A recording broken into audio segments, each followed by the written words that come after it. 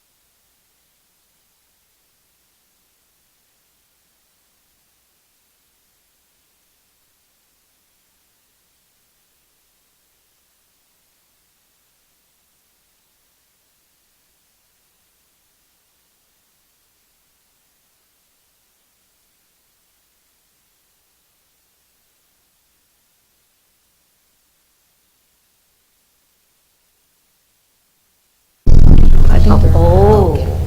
Whoa, okay. Those are fun. Susie goes on those.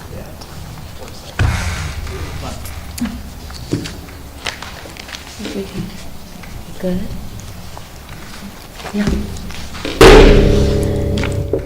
I'd like to call to order the July 24th, 2023 meeting of the Ravenna School District Board of Education.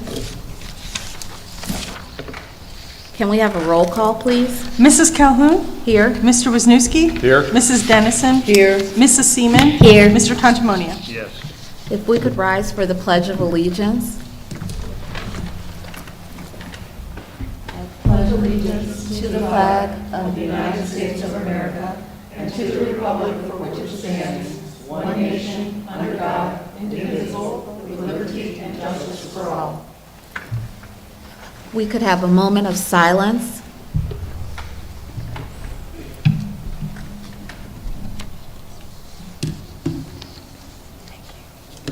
Are there any additions or corrections to the agenda? Not really. You received one earlier today that we were adding in the bids for the HVAC, but that's really the only real change. Can we have a motion to approve the agenda? So moved? Second? Any discussion? Roll call? Mr. Wisniewski? Yes. Mrs. Seaman? Yes. Mr. Tantamonia? Yes. Mrs. Dennison? Yes. Mrs. Calhoun? Yes. Do we have anyone from the public? We do not. Okay, no one signed up to speak on agenda items, so we will move on to the treasurer's update. Thank you. Just a couple of things I want to note before I get started with the PowerPoint. We've been notified by OSBA that the Capitol Conference is going to be held in Columbus again this year from Sunday, November 12th through Tuesday, November 14th. So I'll be sending some information to board members, but if they want to check their calendars or mark it as save the date if they're interested in attending Capitol Conference this year. I'm also working on the grant reporting for our ESSER funds and our school safety grants that are due this month. And our finance department is beginning the process of completing our GAAP financial statements with Julian and Group again this year. So just wanted to make those notes so you know what we're up to. My formal update, though, includes some information this evening regarding our employee severance plan. Again, I want to talk to you about fiscal year end and how we've wrapped up fiscal year 2023. And then I have some information for you regarding the current expense levy that has the second resolution for board action on tonight's agenda. So we'll talk about that, and I'll give you a little bit of history again on our levies. First, I want to provide some information on the employee severance plan that we offered this year. As we discussed last month, we had 5 employees who submitted enrollment forms to the Employer Preferred Corporation to participate in that plan. The deadline was June 22nd to submit those forms, and the retirements for those 5 individuals will be effective at the end of 22-23 school year. So you'll see 4 of those names on your agenda this evening. One had previously submitted a letter of retirement earlier this year, and you've already approved that. So this evening you'll see the other 4 names effective at the end of the school year contract, which means they had the option, and they so selected that if they were on the district's insurance plan, that they would be covered through August 31st because they continued to receive their stretch pays for the 22-23 school year. They will receive their last paycheck from the district on August 18th in the August 18th payroll. So if they were on district medical insurance or dental insurance, they could continue to have premiums deducted from their paychecks through the August pay.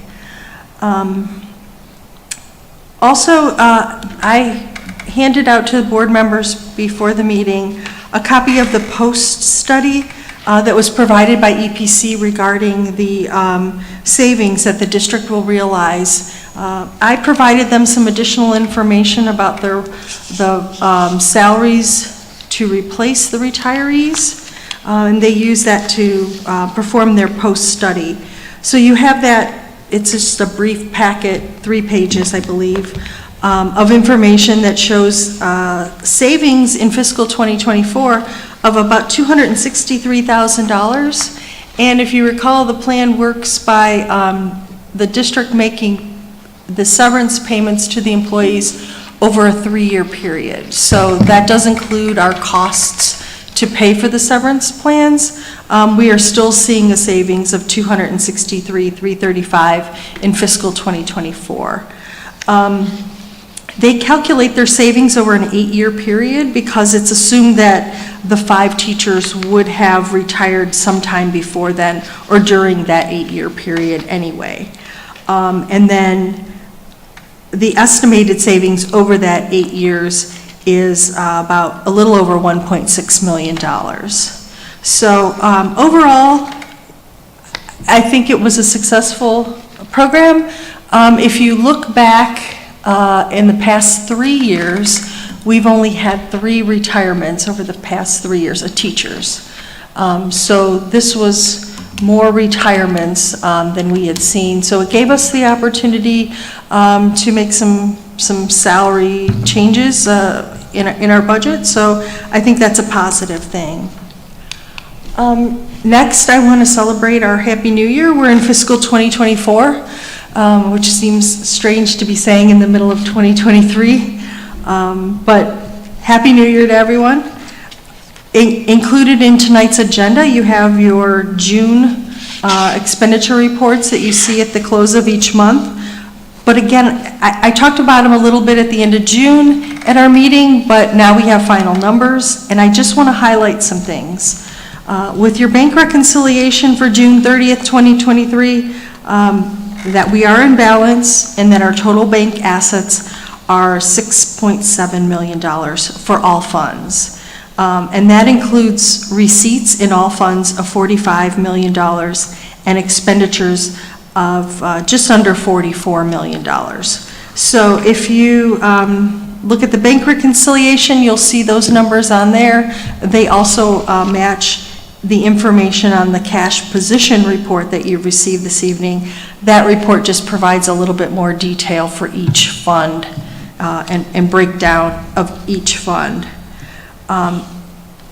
The important thing to note for those funds is with the cash flow, It's important in the general fund, but it's even more important in grant funds that are on a reimbursement basis. So those are your federal funds, and maintaining that for just a positive cash flow and keeping current with our reimbursements, so that the general fund is not required to cover those expenditures in the meantime. You have a budget status report that specifically shows you general fund revenues and expenditures. As of June 30th, 2023, our total revenue in the general fund was $27.7 million, and expenditures were $27.6 million. That gave us a revenue over expenditures of about $184,000. And I just want to point out that this was the first time since June 30th, 2019, that the district did not deficit spend. So I think that's kind of a reflection of coming out of the COVID time and how expenditures looked during that period. But our fiscal year end cash balance was $1.2 million. Again, $184,000 added to last year's cash balance of just over $1 million. So if you look at that in terms of expenditures, it's 4% of our expenditures. And the recommendation really in the school finance field is that be 16%. So about a 2 months cash balance. So we're below that. But we're managing, and I think, again, if you look back over prior fiscal years, you will see that we had not had a 16% cash balance at any time. So I think it's just how we manage what we have. And then I just want to highlight again on tonight's board agenda, you will have the second of the 2 resolutions required to put a levy on the November 7th ballot. This levy is an additional 6.9 mil 5-year renewable current expense levy for the general fund operating expenses. Board members, I gave each of you a copy of the certification from the Portage County Auditor's Office. It looks like a little legal document, and we do use that when we go to the Board of Elections. We provide that information to the Board of Elections with the copies of the resolutions that are approved by the board. But that spells out all of the important information that I highlight here tonight, that it is $2,674,000 in new revenue annually based on a total valuation of $387,550 for Ravenna City and Township. What that amounts to, and it says right on that certificate, is that it's $242 for each $100,000 of appraised value, or an additional $20 a month annually. The first collection of that levy would be in January 2024, or we can consider that a 50% collection in fiscal 24. Because the county's collection of property taxes goes calendar year, not fiscal year. After tonight's board action, if the board so chooses to accept that resolution, that along with the first resolution that was approved at the June meeting, and that certification will be provided to the Portage County Board of Elections later this week. And prior to the August 9th deadline to be on the November 7th ballot. And at that time, the Board of Elections will review the information that the board provides. They will establish the levy, or the ballot language that our electors will see, and they'll issue it an issue number on the ballot.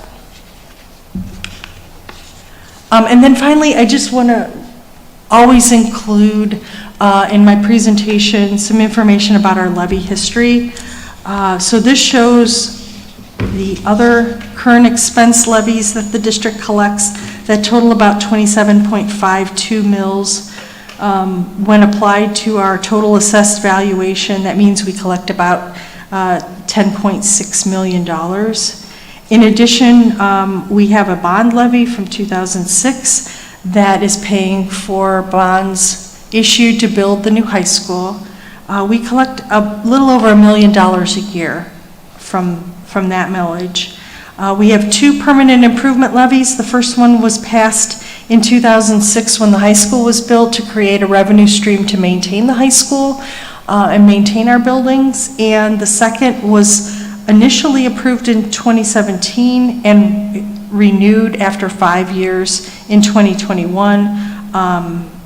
And those are limited to permanent improvements, so buildings, buses, technology, not general operating expenses. That millage, we collect about $1.3 million a year on our current total assessed valuation. I listed the total millage that was voted on and as well as the effective rate. The effective rate does not apply to public utilities, personal property, so in some cases we collect slightly more revenue on those properties than we do on residential and agriculture properties. But remember, House Bill 920 applies a reduction factor that reduces the current expense millage to match the voted revenue amount. So the levy that we are passing this year that is estimated to generate the $2.674 million annually will never collect more than that. The millage will be reduced from 6.9 to continue to collect the same amount on residential properties. So those are just the things I wanted to highlight in my update this evening. If anybody has any questions about any of the other items included in the treasurer's reports, I'm happy to answer them. Thank you. Okay, if there are no questions, we will move on to the superintendent's update. Thank you. I do have a couple of things. First of all, today I attended a meeting with other Portage County superintendents along with some mental health groups like Coleman, Children's Advantage, throughout the county, and we are trying to work together to address the mental health needs of our students, K through 12. A lot of times we look at it as a high school issue. They're the ones that are, actively displaying some of the mental health symptoms, but in fact we want to be preventive if we can. So instead of highlighting the negativity of mental illness, we are sort of adopting the hashtag of mental fitness, like physical fitness. So we want to kind of address it in a proactive way with a mental fitness kind of lens. And we're meeting as a group to create an event that will address these mental health issues from that positive framework. November is going to be the tentative month for a countywide initiative that we will initially involve only freshmen, because transition is an area that kids really struggle with. If that works, we'll replicate it at other transition points like 5th grade, like 3rd grade, but we want to start small and make sure that we can be successful in what we do to begin with. I also wanted to reiterate the gains that the district has made over the last 2 years, including an incredible increase in scores on the end-of-year tests. There was a decline in chronic absenteeism. We had a significant increase in the graduation rate. We are looking at increased enrollment numbers, especially in kindergarten. I'm somewhat worried that we might end up with 200 kindergartners and nowhere to put them, but we'll find a place. Trust me, we want them back, right? Also we've had an upswing in athletic success if you look at some of the state champions and some of the tournament runs that our athletes have made. Our back to school bash is on the horizon with the addition of possible opportunities to receive some back to school clothing. We have a grant through the homeless grant. We were talking about how we could better serve our homeless population. And one of the things is, back to school clothes is really important. I know probably many of you remember going out and buying some new outfit and coming home and showing it off, and we want to make sure all our kids have an opportunity to have some back to school clothes. So that's one thing that we're kicking around that's new. And then once again, we are starting the school year with a staggered start to help with that transition of 5th and 6th graders and 9th graders. They start a day earlier than everybody else to make sure that they have an opportunity to just ease into the new school. I want to give a huge thank you to our tech department, of which there's many back there, for their hard work. They've installed all the flat screen TVs throughout the district. They've been working on laying wiring for the PA systems that we're getting throughout the district. They are working with the bus vendor on the videos on the buses, and they have also, I think, almost completed all of the access points at the doors for the new security system. So while everybody else might have been sunbathing, these guys were working their tails off, and we really appreciate it, so thank you. And then I'm also really proud of the work, and it's difficult work, that we have done instructionally and financially. We ended in the black, and we ended up instructionally in the black as well, in a weird kind of way. You know, we're not in a negative number. So I just am really proud of that work. So that's my superintendent update. We can go right into the presentation if you like. Tonight we have with us to talk about instruction specifically, Dr. Lieda and his team. Remember back in April and March, they talked to us about, or March, I guess it was, right? February? Talked to us about an improvement audit that they conducted, and I will say on the record it was pretty painless, and we appreciated the feedback, and I think it aligns pretty much with what we know we need to do. So I'll turn it over to you to take over. You have in front of you the PowerPoint that you can take notes with, but it will also be on the screen, and you also have the report as well if you need to reference that. Dr. Lieda? Thank you very much. Thank you very much for the opportunity to speak with you tonight. My name is Pete Lieda. I am a partnership manager from Inside Education Group, and I have been leading the work on behalf of the Department of Education in the improvement review process. And with me, I have a few members of the Ohio Department of Education. I'm going to first have Tarek White come on up first. Thank you, Dr. Lieda, Board President, Superintendent Hebert, others. Greetings from the Department of Education, Office of District and School Improvement. So if you notice, the last time I was here, it was the Office of Intensive Support. We're also doing changes at the department. Also with me, Marcia Rutherford, and Marcia was a regional specialist in Ravenna, and now she is a case manager. But she's still with Ravenna, will be working on more of a coaching model as a case manager in Ravenna. So I'll pass it back to Pete. Thank you, Tarek. So tonight we're going to follow the agenda that you can see up here on the screen to provide a debrief of the process. I'm going to start with a review of the process to refresh your memories. We're going to talk a little bit about the process in general and help you have an opportunity to understand the report and help you kind of guide you through that. We're not going to go through every aspect of the report. We are going to share out the bright spots and the opportunities for growth, and then I'll call up Tarek again to talk a little bit about next steps and get some questions from each of you. Oops. Sorry. So as you recall, when we came out back in February, March, for our overview with you, we focused the improvement and review goals on being collaborative, comprehensive, and supportive.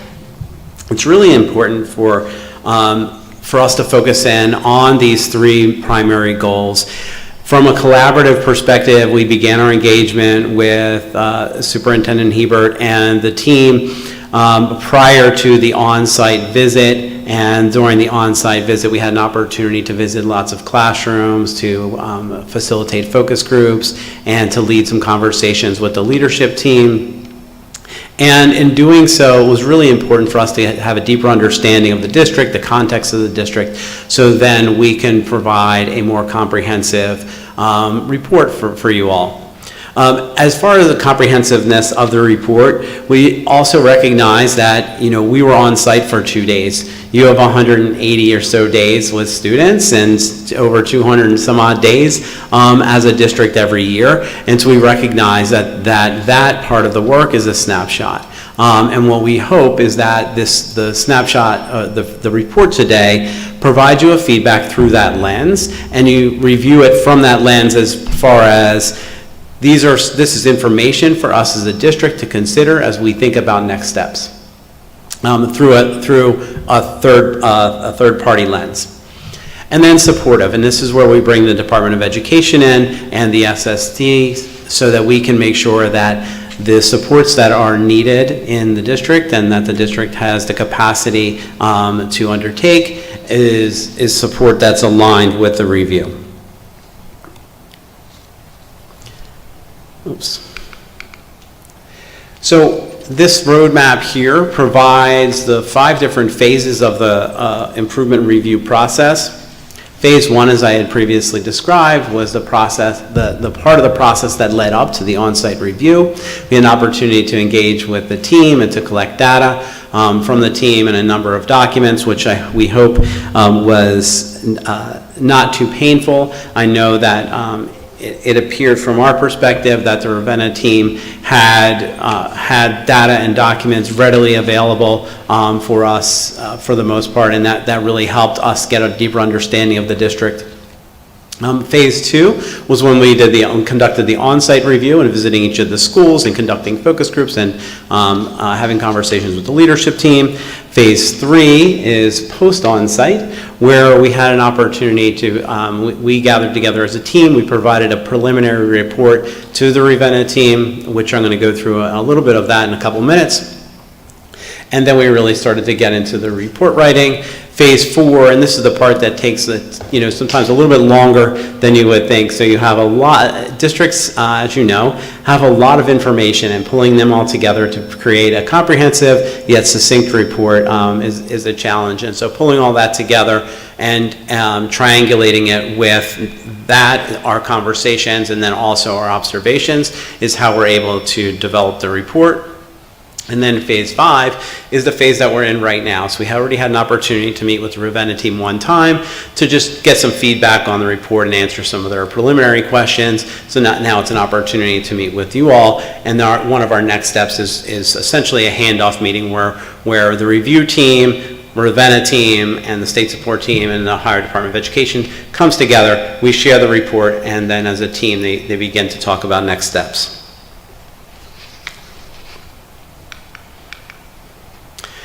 As you may recall, we had 5 different domains for the framework. We have structure, systems, and resources, effective school improvement, culture and community, curriculum instruction and learning, and recruit, develop, retain, and promote talent. The theory here is that these 5 domains are what drive successful school districts, and so we focused our evidence collection and document writing around these 5 domains.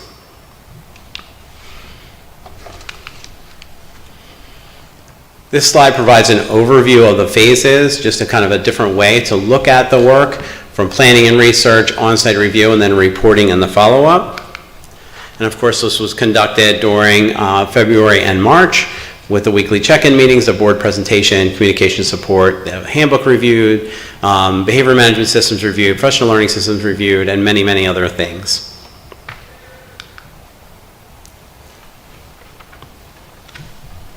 When we got on site, again, we had an opportunity to meet with student and staff groups, conversations with the school and district leadership. We did collaborative walkthroughs with each of the principals, which is incredibly insightful for us. So not only do we get a glimpse into classrooms, but we also get an understanding of how principals are approaching the work and the leadership in schools. That really helps us to understand the organizational coherence, especially when we pull together all of the schools and the district leadership information together. And then again, aligning that with conversations with staff and focus groups. So when you get into the report, there are a few different parts, and so I'm just going to walk through each of the different parts so you have an understanding of the parts, and then at your leisure you can go back and you can read the report. Part 1 is designed to provide an overview of the process to the reader and as well as incorporating critical information that was used to develop the report. Part 2 provides the rubric overview and helps the reader to have a more developed understanding of not only the domains but also the individual components. And then when you get into each section of the report, there's a cover page for each of the domains that provides background information on the critical importance of each domain. before diving into the rubric and how that rubric is then applied. And what you'll notice is that by and large, the rubric is looking at the systems and structures that are in place across each of the domains and looking for the consistency there. So there's a rubric at the top, there's the components and descriptions and sample indicators underneath each of those rubric areas.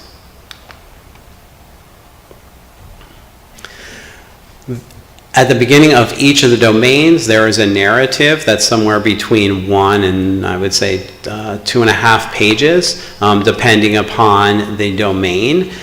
And this provides an overview of the information that's collected. Again, we're looking at hundreds of pages of documents and data, and trying to make it a lot, pulling all that information and walking away with some high-level themes. And so embedded into these, into the narrative, you'll find these different themes. And then the next step for us is to look at these themes that are emerging and identify bright spots within the district and opportunities for growth. The bright spots are areas where the district is really excelling, and should continue to support that work and keep down that path. And then the growth areas could be areas that are just getting started, or they could be areas that are still yet to be started and should be considered. One of the things that we try to look at in the area of growth, well, for both actually, is what are the adult and student practices that really impact student outcomes and achievement. And so we really try to make sure that through our research and that we're able to, and experience, that we're able to provide feedback that helps the districts to be really laser focused on the most important things. So I'm not going to go through each of them, but each of the different domains has the intro, the rubric, the narrative, and then the bright spots and the areas of our opportunities for growth. Then at the end of the report, actually this snapshot comes from the preliminary report that we shared. These are the bright spots that we lifted up for the district. There's a strong foundation for system coherence. A lot of things are really starting to take shape in the district, and that is really important for the future of the district. The staff is committed to the overall improvement of students, and that came out through conversations and in the focus groups and with the leadership and during walkthroughs. And then there's an intentional strategic focus on academic readiness that's throughout the district.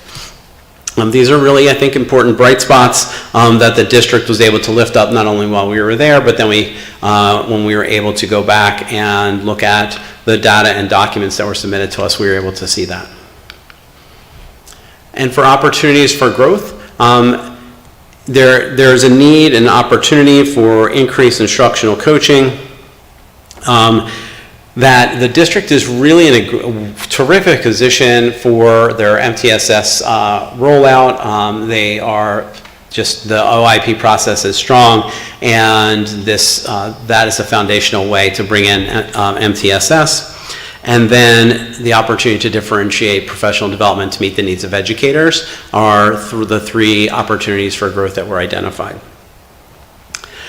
I will say one of the things that we recognize is that there's a cost associated with each of these 3 growth areas, and considering that, and also not only a fiscal cost, but also just a human capital cost and a resource cost.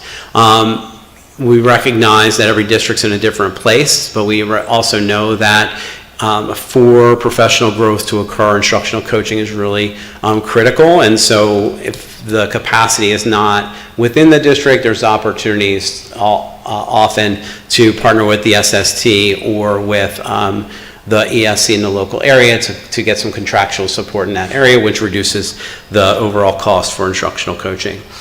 Differentiating professional development is also can come at a cost as well, but understanding that internally there is some real excellence in classrooms and school leadership that can lead that work within the district, and to continue to provide differentiated professional development within is really a great opportunity for the district. So, at this point, I'm going to turn it back over to you, Tarek, and then we're going to come back for questions. All right, thank you, Dr. Lyda. The first time I came, I was extremely excited about this process. I was so excited, I think it shocked a few folks. But you didn't see the past district review and the school improvement diagnostic review process. But once again, I want to compliment Superintendent Hubert and Ravenna School District for allowing us to come in to this district. This is a pilot process, and so we're working with districts around the state, 7 other districts outside of Ravenna, who have agreed to partner and help the department produce a product alongside with Inside Education Group that can be used in the future, that's very effective in districts, something that can be used in real time, and just a tool that can be used in the future that's effective. So thank you. You heard the testament and the compliment from your superintendent. I have to say that this has been echoed around the state and other districts who participate in this pilot. So I think the department is happy and on to something that we're able to streamline this process and to get something in the hands of districts that they can use in real time. So again, this is not a punitive process. This is part of our pilot. We'll be doing other pilots in the future with other districts. Again, we want to fine tune this process so we can utilize this tool in the future. Some things that you can expect in the future, just consider the department and Ravenna to have a more intimate relationship. So after this improvement review, specifically our office, the Office of District and School Improvement, will be working with you. Just making reference back to this improvement review report. Hopefully it helps you inform your one plan. Hopefully you find some data points you can use to focus on specific areas in school improvement. As I mentioned before, there are some roles that have changed in your district. Marsha Rutherford behind me is a case manager for this district, and Pam Ziggety out of my office, she is also a case manager in this district. Both will focus on 2 unique areas. Marsha's area will be more at the building level, so you will see her at some of your building leadership team meetings, and Pamela Ziggety, you will see her at the DLT, District Leadership Team meetings. Both will work in tandem with Region 8, that is your SST support in the district, and they will be here to provide direct support from the department. One of the other things you can expect, in 6 weeks or less, we'll communicate with your district leadership as well as with the supports that'll be immersed in your district. And we'll come back and just sit down and listen to some ways that Ravenna has improved in the last 6 months. Are there any questions? Okay. Yes. As you did the visits and observations and tours and contacts with staff and such, did you see much of a difference between the different segments of the district, like elementary, middle, and high school? Do they resemble each other, or is there a lot of difference that are visible in your rubrics and stuff? I'm going to defer to Dr. Lyda. Go. So there's always a little bit of a difference between elementary, middle school, and high school in staff and how they think about education of kids. That was no different here in Ravenna, and didn't stand out as an anomaly that it's more than it would normally be. I will say that we've done eight reviews, and so I'm going off memory right now, so I apologize for not having this more concise. But in thinking about thinking about the conversations with staff and students and the district leadership team, I also don't feel like the distance between how they are viewing the district is different. Where in some districts you see a great disparity about how students experience school, about what teachers see in school, and how leaders are viewing what's going on in schools. That gap was felt tighter in Ravenna than in many other districts, which is kudos to the team, and obviously that's a big communication aspect. When the district is communicating well and allowing two-way communication, I think that allows districts to thrive really well, and so it's another way we kind of saw tighter alignment. Thanks. You're welcome. What other questions do you have, or comments?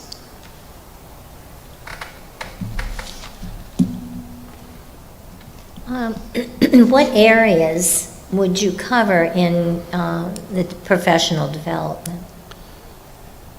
That's a great question. It's an important question for the team to consider. So I don't have that information off the top of my head. I would review probably two things. I'm sure the district has. You would look at the data that just has been released from the state assessment information, and that will help, that's been released, right? Yeah. That will help uncover where instructional pockets might exist and where you might need a curricular need. Sometimes with the implementation of the curriculum or programs, there's some support that might be needed there as well. And then, I do hear quite often the need for additional support in working with students and wellness and behavioral challenges. I think we also talked specifically when you visited back and we did the conversations, a more teacher-driven menu type professional development that's more individually fit versus a one-size-fits-all, to go, kind of return to a more differentiated. Yeah. Look at me using that jargon. Yeah. A more differentiated approach to PD, and then also math. We did a great job with reading. We need to kind of replicate that in the math area as well. Yeah, and that's a really good point. I mean, the differentiated PD is also, at the core, so you have to do a little bit of a combination. And I know that Laura and her team are well aware of this. They know, there's some things that everybody has to experience, and then there's some things where teachers, educators are in different places, and they need that more individualized instruction. So it creates meaning and relevance for them. Under the section culture and community, as I was reading through this, there were a lot of things that just kind of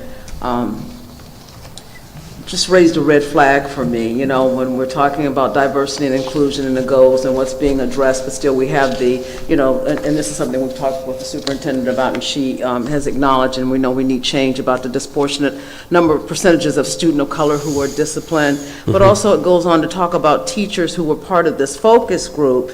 When they start talking about the relationship between students and staff, they feel that's a little strained. And, we're getting ready to start another school year. So, how do you kind of categorize, what do you focus on first when you're dealing with culture, and community and all, when you see these things they've been addressed already. And for me, that's a concern.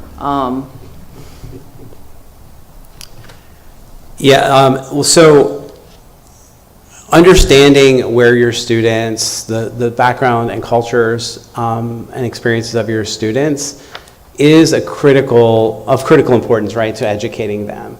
And so, a lot of people will talk about making sure that the conditions for learning are firmly in place and are consistently in place throughout the school year prior to really honing in on instruction. Because we know as educators that students are going to learn best from people that they respect and love and admire, and where they have a sense of belonging. And I think that's one of the key aspects of kicking off the year on a really good note, in a classroom and in schools, of course, is creating a sense of belonging and significance for kids. And for staff too, right? So staff also need to have that same sense of belonging and significance in order to thrive in the working conditions or in the school classroom experience. So, I mean, I know this is where education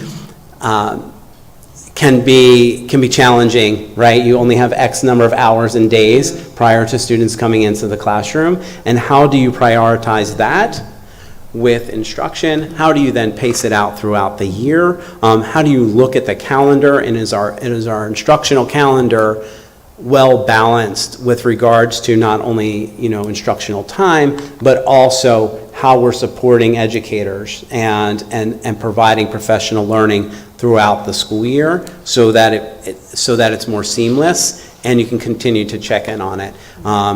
What's important right at the beginning of the year, there's things that you can do in October that are important then, right? So you got to figure that out, and I know the team is working on that.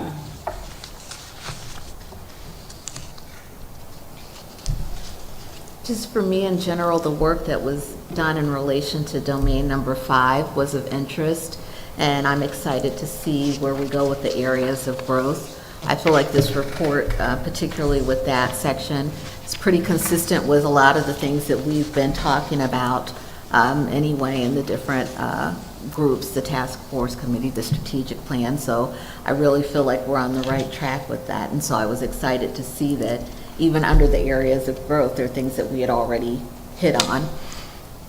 Yeah, and I think that's a really interesting aspect of the report, right? That you, there are things that just reconfirms, that an outsider perspective sees, hey, we've been working on this, and it's really important, and we want to make sure we continue down that path. We also know that this is of critical need. And in that area, I think it talks a little bit about diversifying the staff, right?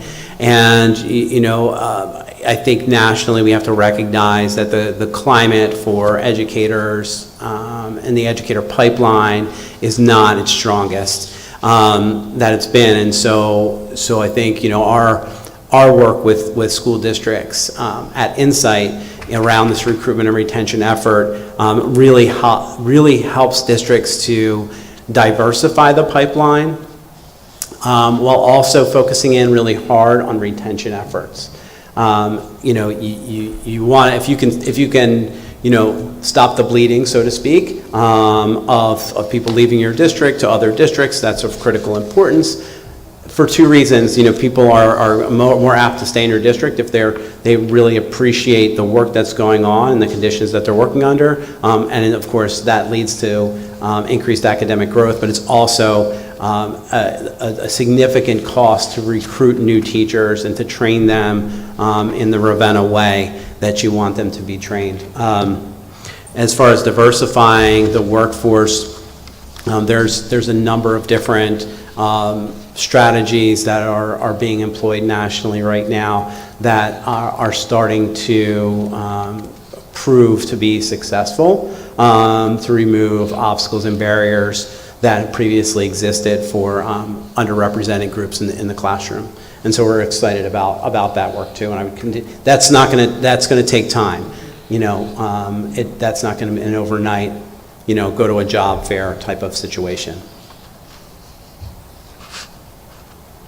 Any other questions or comments? Thank you so much for all the work that you've done. Thank you very much for the opportunity to be here tonight, and I look forward to continuing to engage with the Ravenna team in a couple weeks. All right. Thank you. Thank you. So now we'll move on to reports of the board, starting with the Maplewood report from Mrs. Seaman. Things have really been coming along at the Maplewood building. Their summer repairs are going well, and some of the updates are almost finished, and they're ready to start. Maplewood has now 417 juniors with a total of 740 kids there. Ravenna, out of that 417, has 53 kids enrolled at the school. And a lot of the seniors have really done well. Some of them have placed first place at the local level and have gone on to the state to qualify. a lot of the kids have passed their clinical medical assistant certification, their phlebotomy technician certification, as well as their CPR and first aid certification. Jordan Austin has done that. Chanel Castile has done that. These kids now are ready to go out in the world and go to work.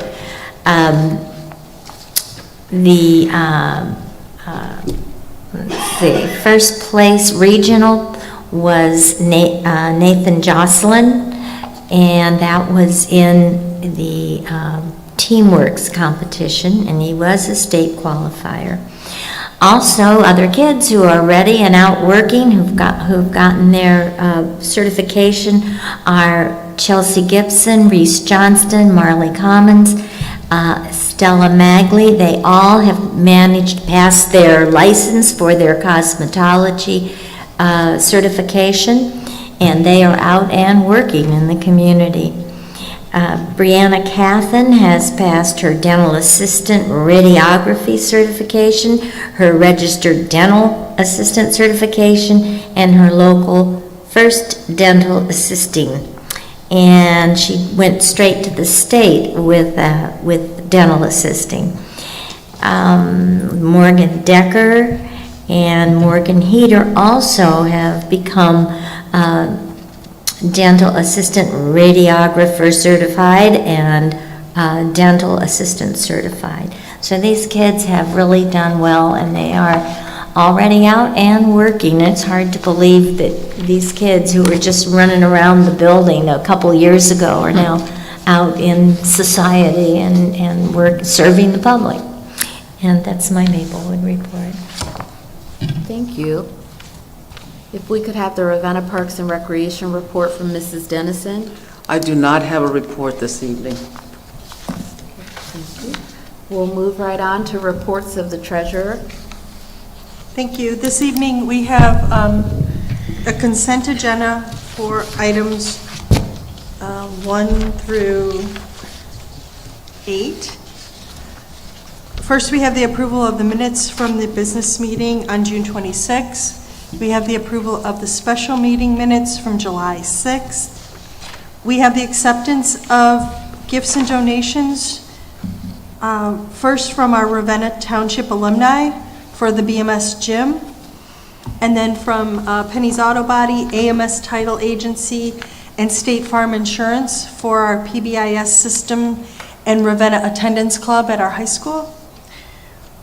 The finance reports are attached that I previously talked about in my update. A then and now payment to Klein Mechanical that is paid from our ESSER grant funds. This then and now is a result of the timing of the grant payment. Item number 6 is a transfer into our athletic fund. We had previously discussed transferring funds at regular intervals throughout the year, and this is the first half of what we've budgeted for transfer into the athletic fund. Next, we have an account for the Raven Athletes of Honor 5K event. We're establishing a new fund to receipt those donations. And then finally, the last item on the consent agenda is the approval of the Stronger Connections grant. That was a competitive grant received through the Ohio Department of Education for $45,165.37. Can we have a motion to approve financial items number 1 through 8? So moved. Second. Any questions or discussion? Roll call, please. Mrs. Seaman? Yes. Mrs. Dennison? Yes. Mr. Wisniewski? Yes. Mr. Tantamonia? Yes. Mrs. Calhoun? Yes. And then the standalone item on the treasurer's report this evening is the resolution, and I'll read it exactly as it's written, pursuant to section 5705.21 of the revised code, submitting to the electors of the Ravenna City School District the question of the levy of an additional tax for the purpose of current expenses.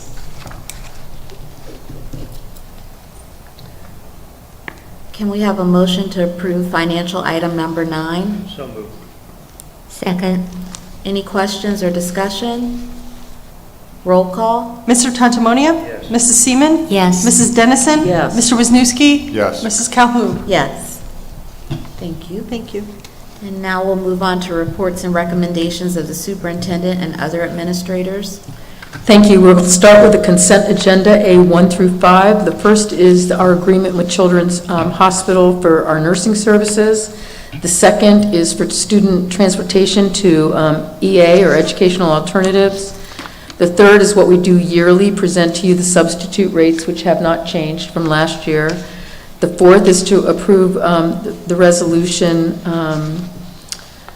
to absolve John Webb's overpayment and due to a disability, due to the timing of his reporting of his disability and eventual passing away. So we've done that in, one other time. And then finally, the fifth one is to approve the resolution advertising for the for bids for the elementary HVAC project. Remember, we provided you with a document last time. We updated that with 6A and 6B, which was the additional options to look at HVAC, but we still believe the second option is the best. Regardless of which one we do, we still have to go out for bids, so that is why this is on here now. Okay.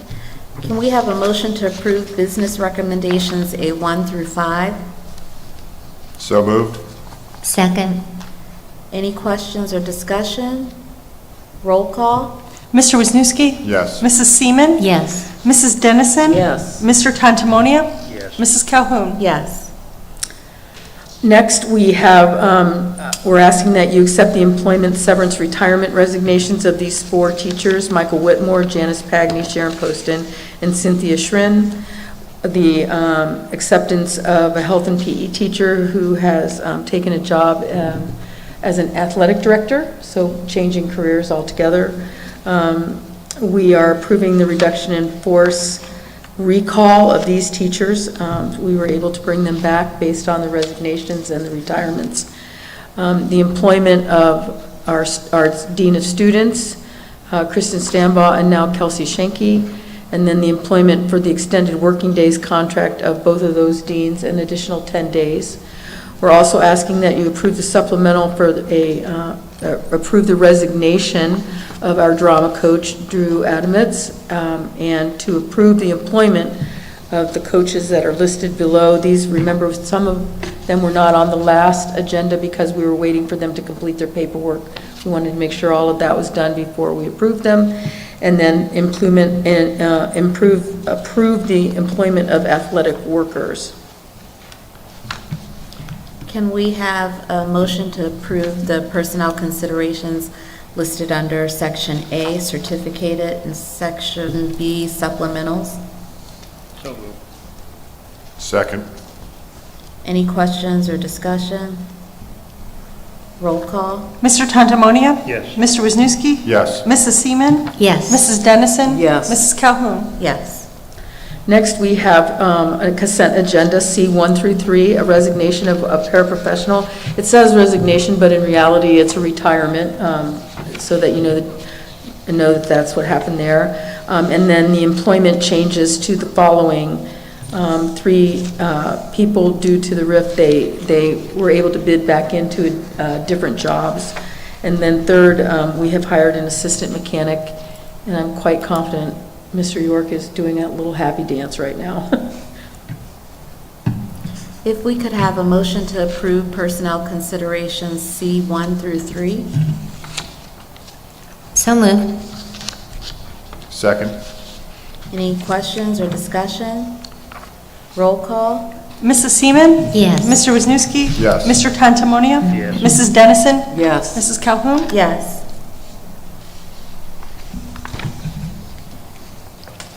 Do we have anyone signed up to speak on non-agenda items? We do not.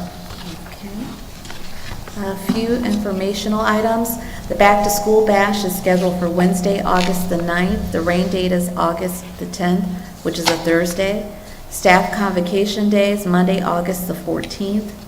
Teacher work day, Tuesday, August the 15th. First day for students, Wednesday, August the 16th. And the next Board of Education meeting will be Monday, August the 28th at 5:30 at Ravenna High School. And We do have need for an executive session, an executive, Pam, before you move on, could I add something to the dates? yes, Jim Lenardi and Ben Ravenna have worked really hard for months and months and months to put together the program to honor our athletes. And that comes to fruition in just about 3 weeks when we play Kent Roosevelt on a Thursday night, I believe, and the following night at a dinner to honor those honorees. And I just think it'd be really beneficial to all of us who can participate in that and attend those things. We really ought to do it because it's a real movement, I think, into public relations and honors for people, and some of them are certainly not youngsters. They've categorized that really nicely and put some people in to receive those honors, and it's interesting where those people were. They did a lot of phone calls. Ben, I don't know how many phone calls you've been involved with, and emails and letters and all that, trying to round up families and representatives to accept those awards. But there's been a lot of effort put into that, and I personally am very proud of them for doing that, because that's not easy to do. And they could probably use a couple more financial sponsors to put this whole thing together. So if someone here has a lot of extra money, they want to invest in a nice program, we could do that. But let's all participate in that as much as we can. It's going to be a great program, ongoing. so that's August 18th, and so 17th is the Kent game, right? it's on a Thursday this year? Mm-hmm. Okay.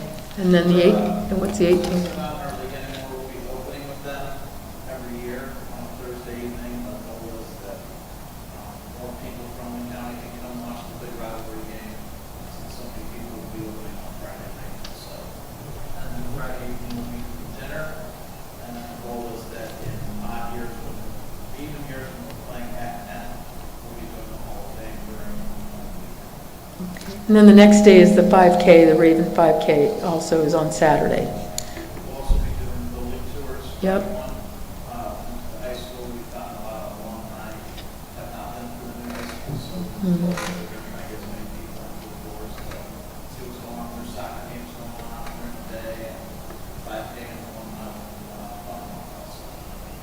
And you can register for the 5K, you don't have to run it. I'm not running it. Thank you. We do have need for, is that enough, Mr. T? Yep. Any other dates? Good. We do have need for an executive session, which is a private session of the board controlled by the Sunshine Law, may only be used for special purposes outlined in the law. No action can be taken by the board during executive session. In accordance with Ohio Revised Code 121.22, the Ravenna Board of Education will go into executive session for the sole purpose of the consideration of any of the following matters: employment, and to consider the purchase or the sale of property. So we will need a motion to go into executive session. So moved. Second. Any questions or discussion? Roll call? Mr. Tantamonia? Yes. Mr. Wisniewski? Yes. Mrs. Seaman? Yes. Mrs. Dennison? Yes. Mrs. Calhoun? Yes.